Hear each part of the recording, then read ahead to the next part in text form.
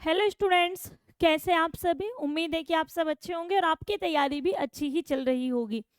यहाँ आज हम बात करने वाले हैं बीपीएससी के अंतिम दिनों में अब हमें किन किन चीज़ों का ध्यान रखना है जिससे हम उन गलतियों से बच सके जो हम अक्सर अपने एग्जाम में कर देते हैं, और किन चीज़ों को पढ़ना है।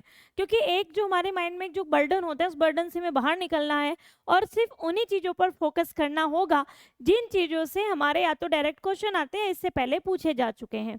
इन्हीं सभी पॉइंट्स पर हम यहाँ पर बात करने वाले हैं।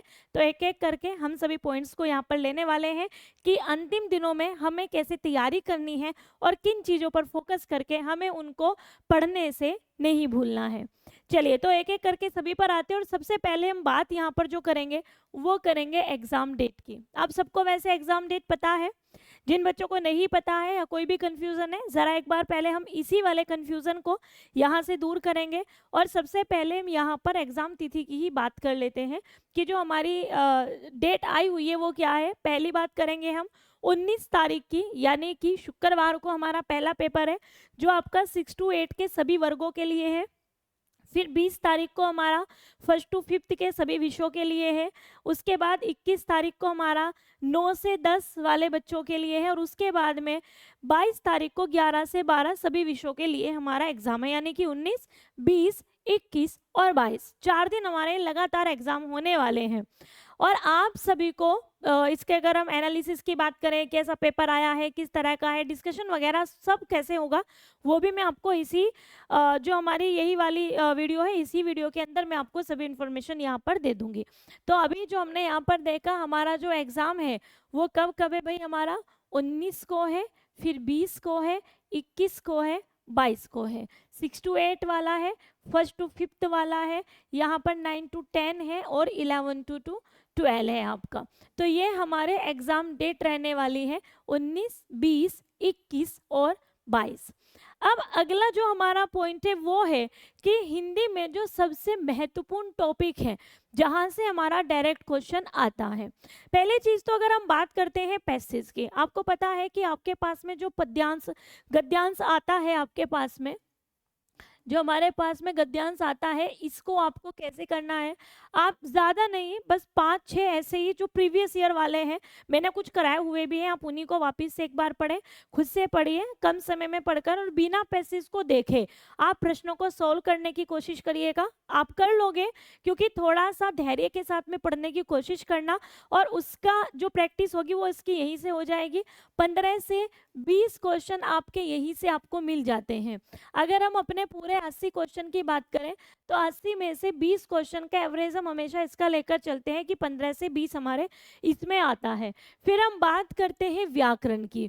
जब हम बात व्याकरण की करते हैं तो व्याकरण के सभी पोर्शन को छूकर पेपर निकलता है, जैसे संधि है, समास है, उपसर्ग है, प्रत्यय है, तत्सम है, तद्भव है, क्रिया है, वाच्य है, काल है। हम बात करते हैं अलंकार है, रस है, छंद है। कोई ऐसा टॉपिक नहीं है जिससे हमारा प्रश्न ना आता हो। तो और लगभग लगभग अगर हम बात करते हैं, जैसे हम 6 to 8 की बात करते हैं तो हमने देखा है कि 30 तक क्वेश्चन हमारे आ जाते हैं, मतलब 25 से हम 30 तक यहाँ पर मानकर चल सकते हैं कि इतना हमारा क्वेश्चन यहाँ पर आता है। थोड़ा सा ऊपर नीचे आपका 1-2 हो ही जाते हैं नंबर यहाँ से। अगर हम यहाँ पर 9 to 10 की बात करते हैं, सेम एवरेज हमने यहाँ पर भी देखा कि 25 से 30 का एवरेज यहाँ पर रहता है। 11 to 12 की अगर हम बात करते हैं तो यहाँ पर भी लगभग लगभग 25 से 28 के बीच में एवरेज हमारा रह ही जाता है अगर हम प्रीवियस क्वेश्चन के आधार पर देखें। लेकिन इतना हम क्या करते हैं कि मैंने आपको पहले ही बताया था कि जो इसका रेशो ऐसे लेकर चलिएगा, 20 उसका, फिर जो हमारा 60 बचा इसका 30-30 करके चलना। इसमें आप व्याकरण ले लेना और इसमें आप साहित्य ले लेना कि इतने प्रश्न हमें देखने के लिए मिल सकते हैं। इनमें से 2-4 क्वेश्चन ऊपर नीचे हो जाएंगे, उससे ज़्यादा नहीं होता है, मतलब इतना एवरेज आपका रहेगा। फिर उसके बाद हमारा आता है यहाँ पर साहित्य। साहित्य को भी आपको इसी तरीके से लेकर चलना है जैसे मैंने अभी आपको ये वाला बताया, तो ये टोटल हमारे 80 नंबर का आएगा। साहित्य में ज़्यादातर जैसे हमारी कौन सी रचना किसकी है, रचनाकार ज़्यादातर अगर हमने अभी तक के अगर मैं देखूँ तो जो सबसे प्रसिद्ध रचनाकार हैं जैसे यहाँ पर आपके जयशंकर प्रसाद हो गए, निराला हो गए, महादेव वर्मा हो गए, अज्ञे हो गए, मुक्तिबोध हो गए, नागार्जुन हो गए, त्रिलोचन हो गए, रामविलास शर्मा हो गए, आपके अग्रवाल हो गए, या फिर जो मतलब धूमिल हो गए, मतलब जो बहुत ही प्रसिद्ध है, उन्हीं के उपन्यास, काव्य, कहानियां हमारी ज़्यादातर उन्हीं से ही आई है। भक्ति काल में थोड़ा सा ध्यान रखिएगा, जो हमारे वाद हैं, विशिष्टाद्वैतवाद, शुद्धाद्वैतवाद, अद्वैताद्वैतवाद, जितने भी हमारे हैं, इन सभी पर आपको ध्यान रखना होगा, क्योंकि इनसे मिलान वाले क्वेश्चन आपको देखने के लिए मिल जाते हैं। एक दो प्रश्न हमारे तर्क वाले भी आ जाते हैं, जो तर्क से संबंधित होते हैं। परिभाषाओं का ध्यान रखिएगा, व्याकरण में आपसे परिभाषाओं से भी प्रश्न पूछे जा सकते हैं कि संधि की परिभाषा क्या होती है, समास की परिभाषा क्या होती है, क्रिया किसे कहते हैं, उसकी एक परिभाषा के आधार पर आपसे क्वेश्चन आ सकता है, वाक्य की परिभाषा आपसे पूछी जा सकती है। तो परिभाषाओं से रिलेटेड भी हमारे पास में क्वेश्चन हमारे आ सकते हैं, तो उसको भी आपको ध्यान रखना है। मोस्ट इंपॉर्टेंट जो ऑलरेडी मैं आप सबको करवा चुकी हूँ, जो हमारे प्रीवियस ईयर पेपर है, कि प्रीवियस ईयर पेपर आपको सारे एक बार नज़र मारनी है। बल्कि मैं कल आपको टॉपिक कराकर पूरा एक टॉपिक कराऊंगी, व्याकरण वाले के कुछ हमारे जो मेन पॉइंट्स छूटे हुए हैं उनको कराकर कुछ क्वेश्चंस में आपके प्रीवियस ईयर के, और फिर देन नेक्स्ट डे यानी कि बृहस्पतिवार को, शुक्रवार को तो आपका एग्जाम है, बृहस्पतिवार को मैं प्रीवियस ईयर क्वेश्चन में से जो भी ऐसे क्वेश्चन है जो आपने गलत किए होंगे, क्योंकि मैं आपको सब करवा चुकी हूँ, जो आपने गलत किए होंगे या ज़्यादातर गलत हुए होंगे, उन सबको एक क्लास के अंदर लाकर आपको परसों वो करा दिया जाएगा। यानी कि 18 तारीख तक आपके कंप्लीट आपकी तैयारी हो चुकी होगी।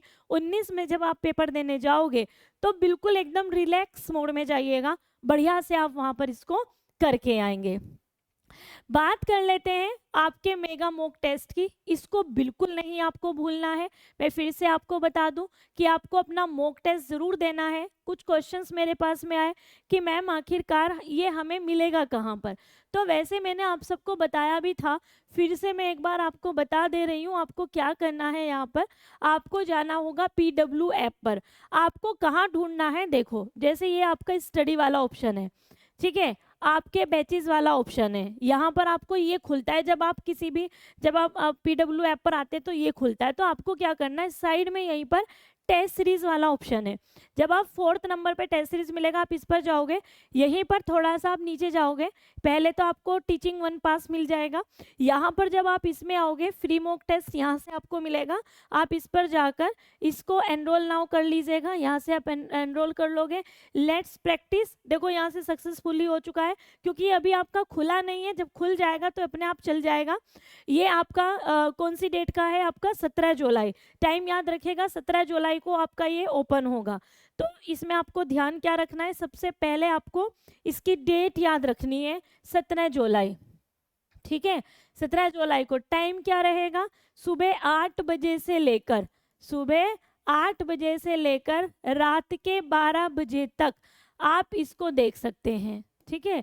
सुबह 8 बजे से लेकर रात के 12 बजे तक आप इसको देख सकते हैं 17 तारीख में। तो आप सभी इस मॉक को एक बार ज़रूर देकर जाइएगा, और अगर कोई इससे डाउट भी रहता है, क्योंकि 17 में यानी कि कल हो जाएगा, तो आप मेरे से एक बार डिस्कस कर लीजिएगा, उसको मैं दूर कर दूंगी।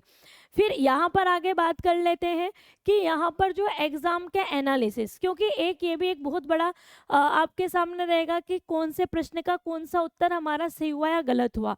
क्योंकि BPSC के अंदर 2 ऑप्शन आपके ऐसे हैं, एक ऑप्शन नंबर 4 और ऑप्शन नंबर 5। एक में आता है एक से अधिक और एक में है कोई नहीं, ठीक है। एक ऑप्शन है आपका कोई नहीं, ये दोनों सबसे उलझाऊ हैं, सबसे उलझाऊ ऑप्शन अगर हैं आपके तो यही है। इन्हीं की वजह से काफ़ी बार आप उलझन में रह जाते हैं। तो जो आपका एनालिसिस होगा, आपका जैसे ही एग्ज़ाम ख़त्म होगा उसके तुरंत बाद आप आकर चेक कर लीजिएगा, आपका एनालिसिस शुरू हो चुका होगा। और मैं आपसे कांटेक्ट भी करूंगी अभी टेलीग्राम चैनल पर, हम मिलेंगे, आज भी मिल सकते हैं हम, रात को 8:30 बजे के आसपास मैं आप सबके बीच में आऊँगी, तो वहाँ पर हमें कुछ डिस्कस करना है किन्हीं चीज़ों पर, तो हम उस पर भी चर्चा करेंगे। वैसे भी मैं आपको कुछ मैसेजेस भी वहाँ पर डालने वाली हूँ, तो ध्यान रखिएगा, कुछ महत्वपूर्ण बातें जो मुझे आपके साथ में करनी है। बट एनालिसिस का आप ध्यान रखना कि जो हमारा एनालिसिस होगा आपका एग्जाम खत्म होने के तुरंत बाद आपको एनालिसिस कराया जाएगा।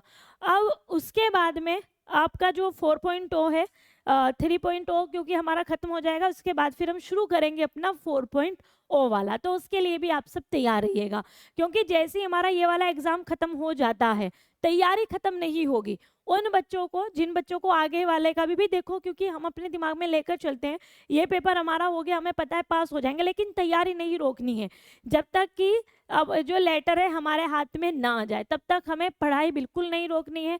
क्लासेस ऐसे ही हमारी जो चलती है वो ऐसे ही 11 बजे हमारी कंटिन्यू चलती रहेंगी, तो आपको अपनी क्लासेस के साथ में जुड़े रहना है। बाकी आपको सभी को, जितने भी बच्चे हमारे हैं जो एग्ज़ाम देने के लिए जा रहे हैं, तैयार हो चुके हैं, तो उन सबको मेरी तरफ से बहुत सारी शुभकामनाएं भी हैं। आप अच्छे से तैयारी करिएगा। बस जो मैंने पॉइंट्स बताए उन चीज़ को थोड़ा सा ध्यान रखना। परिभाषाओं पर एक नज़र ज़रूर मार लीजिएगा, जिससे कि आपकी परिभाषाएं से जो आने वाले प्रश्न हैं वो आपके गलत नहीं हो। कोई आपका प्रश्न रहेगा तो आप कमेंट सेक्शन में डाल दीजिएगा। इस वीडियो की जितने भी कमेंट्स हैं मैं सारे एक बार खुद से चेक कर लूँगी। अगर आपका कोई ऐसा प्रश्न होगा तो मैं उसको आपको रिप्लाई भी कर दूँगी। चलिए, तो फिर आज की इस जानकारी को यहीं पर हम समाप्त करेंगे। फिर मिलेंगे हम अगले सेशन की ओर। तब तक के लिए बाय, टेक केयर, अपना ध्यान रखिएगा। जय हिंद।